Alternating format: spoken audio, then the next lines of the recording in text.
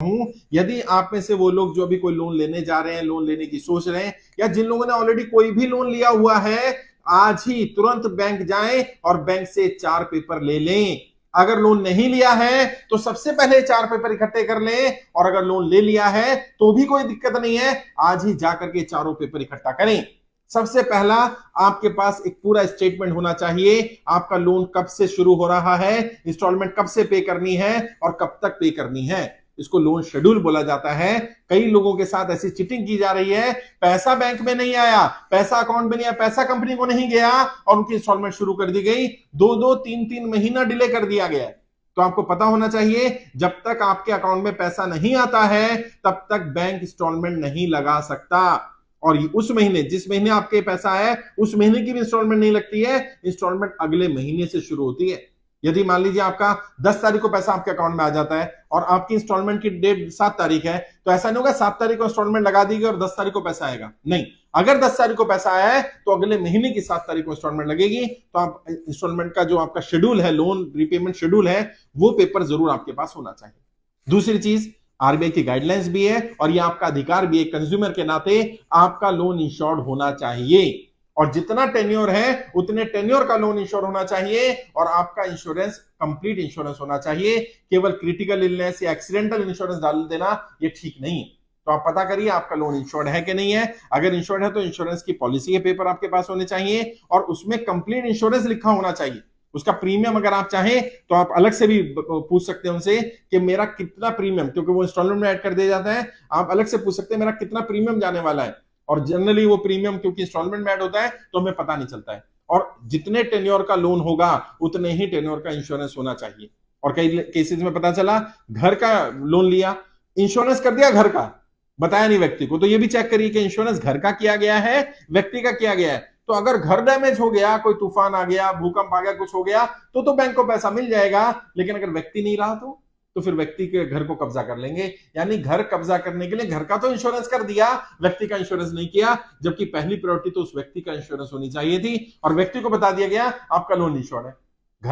घर इंश्योरेंस या गाड़ी इंश्योरेंस करा देने से लोन इंश्योर्ड नहीं होता। लोन इंश्योर्ड तब होगा जब व्यक्ति का इंश्योरेंस होगा और उतने ही अमाउंट का होगा और उतने ही ड्यूरेशन का होगा जितने दिन का लोन चल रहा होगा। ये दूसरा पेपर है। तीसरा पेपर, यदि आपका लोन का इंटरेस्ट आपको बताया गया है तो कितना % इंटरेस्ट रहेगा, और ये फ्लोटिंग रहेगा या फिक्स रहेगा। कई केस में क्या हो रहा है, इंटरेस्ट बताया नहीं गया कितना रहेगा, खासकर से जो एनबीएफसी वाले लोग लोन दे रहे हैं, कई प्राइवेट बैंक जो लोन दे रहे हैं, उनका इंटरेस्ट का पेपर ही नहीं मिलता कि कितना % इंटरेस्ट पर है। और पहले बताया जाता है उनको ओरली 9%, 8%, 7%, 10% पर होगा, और जब इंटरेस्ट पे कर रहे होते हैं तब कैलकुलेट करते तो पता चलता है 12%, 15%, 20-20, 30-30% का इंटरेस्ट लिया जा रहा है। तो आप ये पता करके रखिए कि एक्चुअल इंटरेस्ट कितना है और इंटरेस्ट फिक्स है या फ्लोटिंग है। फिक्स में आपका अगर सरकार रेपो रेट कम कर दे या ज्यादा कर दे तो उसमें इंटरेस्ट पे कोई फर्क नहीं पड़ता है, आपकी ईएमआई फिक्स रहती है। लेकिन अगर फ्लोटिंग है तो कम या ज्यादा हो सकता है। लेकिन ये भी पता कर लीजिए कितना कम या ज्यादा होगा, रेपो रेट कितनी कम होने पर कितना हो जाएगा, कितना ज्यादा होने पर कितना ज्यादा हो जाएगा। लोगों के साथ ऐसा फ्रॉड हुआ है कि 10-10 इंस्टॉलमेंट बढ़ा दी गई। मान लीजिए किसी की 20 इंस्टॉलमेंट थी, 30 कर दी गई। एक केस में तो मैंने बताया था 250 इंस्टॉलमेंट थी, 500 लगभग कर दी गई इंस्टॉलमेंट, डबल कर दी गई इंस्टॉलमेंट। भाई कितना रेट ऑफ इंटरेस्ट बढ़ा लिया, कितना रेपो रेट बैंक ने बढ़ा दिया, कितना ऐसा दिक्कत आ गई कि एकदम से उसकी इंस्टॉलमेंट को इतना गुना कर दिया गया। कई लोगों ने जो मोनिटोरियम लिया था 3 महीने का, 3 महीने की इंस्टॉलमेंट ना पे करने के कारण 15-15, 20-20 महीने की इंस्टॉलमेंट पे करनी पड़ रही है। तो अगर कोई ऐसी कंडीशन आती है आपके साथ ना आए, इसलिए आप पहले ही पता कर लें कि आपका बैंक का चार्ज क्या रहने वाला है। और चौथा डॉक्यूमेंट उसके साथ ही दिया जाता है कि जब आप प्रॉपर्टी या घर या जो भी चीज गिरवी रख रहे हैं, दुकान गिरवी रख रहे हैं, सब गिरवी रख रहे हैं, उसका नो ऑब्जेक्शन सर्टिफिकेट आपसे साइन कराया गया होगा।